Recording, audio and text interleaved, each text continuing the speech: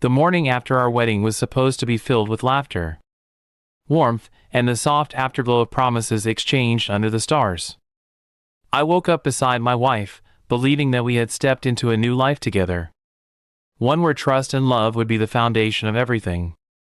The sun streamed gently through the curtains, and for a brief moment, I felt like the happiest man alive. But that illusion didn't last long. She lay next to me, her hair messy, eyes half awake, when she suddenly asked a question that froze my blood. "Would you be angry if my boyfriend came over?" Her tone was casual, as if she were asking about breakfast or what time we should check out of the hotel. I sat up immediately, my heart pounding in my chest, trying to understand if I had misheard her. At first, I thought it was some kind of twisted joke. We had just exchanged vows less than 24 hours ago. How could she say something like that? I forced a laugh, hoping she would reveal it was a prank. But she didn't laugh. She looked me straight in the eye, her expression calm, almost cold. That's when I realized she wasn't joking. I asked her what she meant, and she shrugged as though it were the most natural thing in the world. "I just thought, now that we're married, you should know the truth. I've been seeing someone else. I don't want to stop. I thought maybe you could accept it." Her words cut through me like knives. My heart, still holding on to the dream of yesterday, felt crushed into dust. My first instinct was denial. I wanted to believe she was confused, or testing me, or maybe drunk from last night's champagne. But the seriousness in her voice left no room for doubt. She had planned this, holding on to her secret until after the wedding, until it was too late for me to back out without shame. Anger started boiling inside me. "Why did you marry me, then?" I demanded. My voice trembled, half with rage, half with grief. She sighed and said, "Because you're stable. You're the kind of man my family approves of. But he makes me feel alive." I wanted both. Hearing her confess so openly to using me was more humiliating than anything I had ever experienced.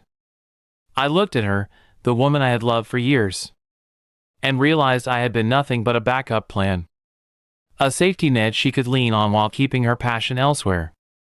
The betrayal was so deep I couldn't even form proper words. She reached for my hand, as though to comfort me, and that was the final insult. I pulled away and stood up, staring at the marriage certificate on the nightstand.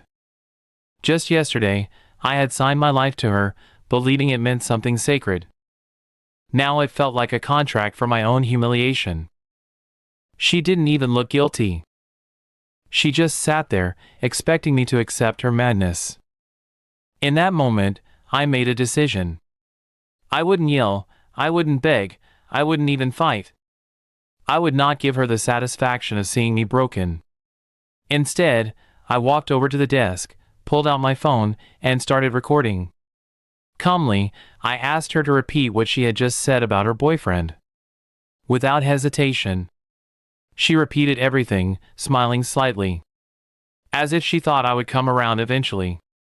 When she finished, I stopped the recording, slipped the phone in my pocket, and told her I had to step out for some air. She nodded, unconcerned, as if she had already won. But what she didn't know was that I had evidence now, proof of her betrayal. Less than a day after our vows, I went straight to her family's house. They had adored me, celebrated me as the perfect husband for their daughter. When I showed them the recording, the smiles on their faces collapsed. Her father's rage filled the room, her mother's tears flowed uncontrollably. They realized their daughter had played a cruel game. Not only with me, but with them too. Later that afternoon, I returned to the hotel. Divorce papers already in progress through a lawyer friend I had contacted.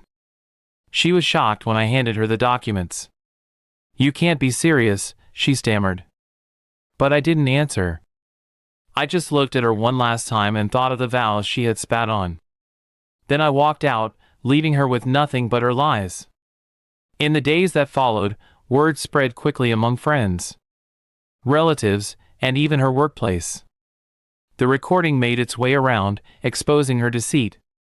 She became a subject of shame. Her so-called boyfriend abandoning her once the scandal grew too heavy. Meanwhile, I stood tall, knowing I had escaped a lifetime of misery with her. Though my heart was broken, I found strength in the truth. I had been humiliated, yes, but I refused to remain a victim. Her betrayal freed me from a marriage that would have been nothing but a cage of lies. I promised myself that the next time I said I do, it would be to someone who truly valued the meaning of love. And as for her, the woman who thought I would accept sharing her with another man, I left her to drown in the ruins of her own choices. A fitting punishment for the cruelty she dared to show me the day after our wedding.